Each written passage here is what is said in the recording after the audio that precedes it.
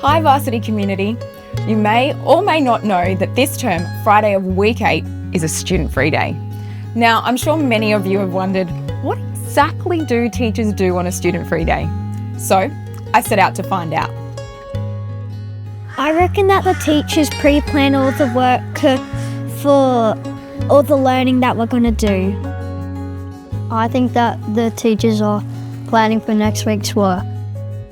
If I was them, I would go on the playground and get every teacher to play a big game of tag. I think they do some relationship building and just hang out together.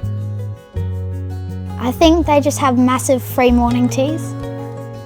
I think that the teachers chill out watching movies on their laptop and ordering food. I think the teachers clean, print work and reorganise the classroom when we're not here. I think they have coffee, chats and naps. I think they just do meetings all day with the other teachers. I think that teachers jump on the desk and run around the halls. I think that the teachers have brain break, they order from the tuck shop and they do some learning and play on the playground. Now that we know what some of our students think happens on a student-free day, teachers playing on the playground, jumping on desks, ordering food in, maybe even sneaking in a nap. As fun as that sounds, that's not quite the reality. While our students enjoy the day off, we'll actually be the students for the day.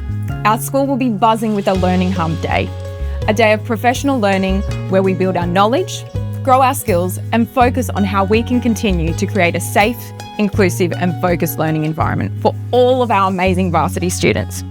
All to make sure we're giving you excellence and equity in education. But of course, there'll be still lots of coffee and a few good chats along the way.